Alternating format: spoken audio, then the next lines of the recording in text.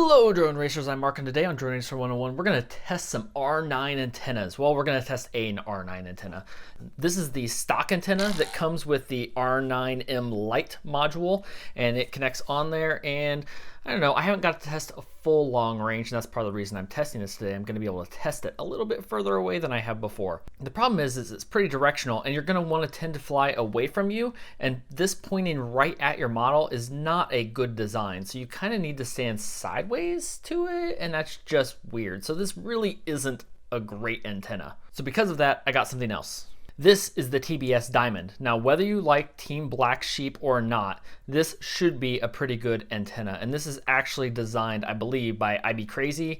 Unlike a normal patch antenna where you would have the antenna and then you want the model to go facing this way, for this one, the pattern is actually radiated out this way. So you can have the radio pointed directly at your model, which is really ideal. The only real problem with this model is it comes with an SMA connector. And that's a problem because all the R9M stuff comes as RPSMA. So we have connectors on here that won't connect together.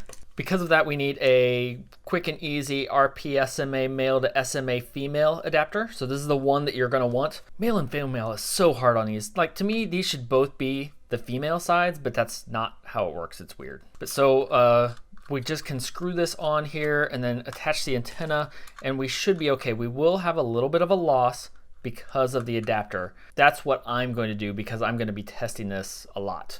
This same exact adapter will make it work on the R9M Lite. So that's what I'll actually be testing with today. I'm going to test it once with this antenna, and I'm going to test and connect this to the radio and test with this antenna. I'm showing you all this ahead of time because I'm not going to be able to have a camera with me where I'm at today. It's all going to be FPV and audio. So if you don't want to use an adapter though, there is a different and maybe better option. You can also buy SMA connectors here. So this would actually let you replace the coupler here, so you would have an SMA instead of an RPSMA. Now, from my understanding with the R9M, it's a little bit harder. You have to solder. This antenna is soldered to the board, so you have to be able to solder that. With the R9M Lite, if you remember when we took it apart, that actually uses this same connector. So it would be pretty easy to just swap this out, open this up, and connect this up, make sure it's glued down really well, and then you can do without the adapter. I'm not going to do that because I want to test it the easy way, and I need it to be flexible and adaptable, so I'm going to use the adapter. But if I was doing this as a permanent flyer and not as a review channel, I would just get one of these and replace it inside of here. For this one, I'm not as sure. It's not hard soldering, but it's not the easiest soldering either. So we'll just see. We're going to test it today with the adapter to see how much of a difference it makes. So now we just need to get out to the field and try it. Okay, so don't mind the pool party in the background. We're just going to do a test. This is with the stock antenna. So I'm pointed right at the model now. We have analog RSSI, and gosh, I thought I would have enough range here to do a good test. But there we are, a good long ways away. We're still in the 90s, 91. I don't know, I'll measure afterwards how far away that is. But it's about as far as I can really go without encroaching on people's property more than I want to and having to jump a fence. So there it's 78, 80. I mean, still, radio, stock antenna is really, really good. That seems plenty adequate to me. See if I go back behind the house. If I go behind me, I've got a little more range. Still 99%. This is with analog RSSI. Gosh. Okay, so I still, even here, don't have enough range to really test. So this is the TBS Diamond Antenna. It should be a lot better than the stock antenna that I used before. Either one of these should outdo my video. So there we are at, I can't tell the humongous difference between the two. So I'm as far away as I can go without having to go over other people's fences and property that I don't want to climb. So there though, I'm at 100%. This is a lot further than I used to fly on 2.4 gigahertz. This is a 900 megahertz system. So flying back around the front of the property, we dip a little bit, but not enough. Oh, there. Oh, something stuck. Something happened. I could hear it. So I don't know exactly what happened. Here's my antenna. Oh wait, no, that's just a zip tie. There's no more antenna. I think what happened is this flopped back and got caught in this prop because we found this prop about 15 feet away. The lock nut had just come off, so this just spun right off. It got twisted and tangled and came right off. Didn't find a lock nut. So the zip tie managed to survive. Yeah, if you look where it's cut there, I mean it's right at that level. So that ripped the antenna off, and at that point I just wanted to get it on the ground as fast as possible because I didn't know what it was going to do. Which was good because a few seconds later the prop came off. So that's all that's left of my antenna. I don't think it broke the connector. It'll be easy to replace. I actually have some of these to test. So that should connect right on there, and then we'll get that installed, and I think that'll be a good indicator of, hey look, maybe this isn't such a good idea. Although honestly, there is not a lot of room. Normally I would want to put that back there, and that's already hitting the prop.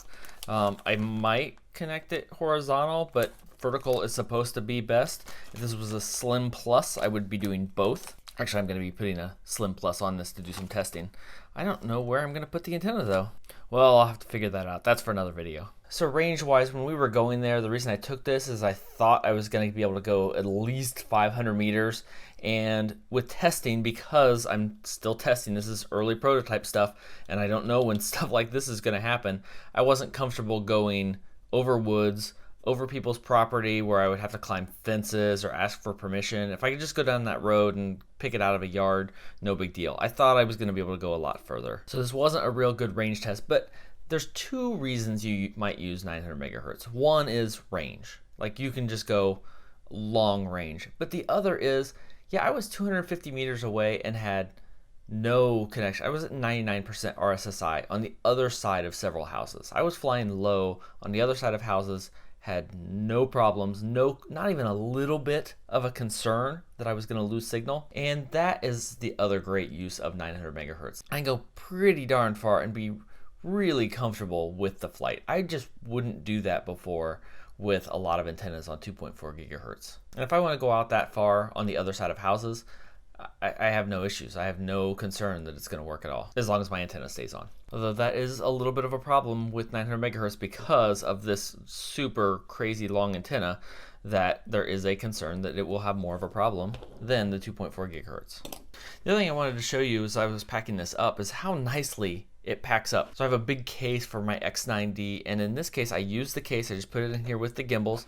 I just removed the antenna, and I have both the antennas stuck up in here in this prop, and it connects and hides and fits in there, and it's nice and small. I was concerned with the bigger antennas that it would be kind of a pain, but it's really not. So if I'm carrying this around, that's where I will want to be able to take this off. And this is another case of showing exactly why RPSMA is better than SMA. I've got my connector on here, and this part of the connector is not going to wear out. This will suffer very little wear taking the antennas on and off and on and off and on and off and on and off and on and off if you travel around a lot. I don't do a lot of that, so it's not a big deal, but some people do. This is the part of the connector that will wear out, and this is the easily replaceable antenna. This piece is a lot easier to replace than the one on the model.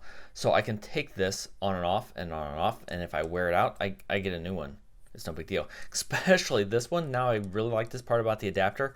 Okay, if I wear this out, I've worn out this 99-cent adapter.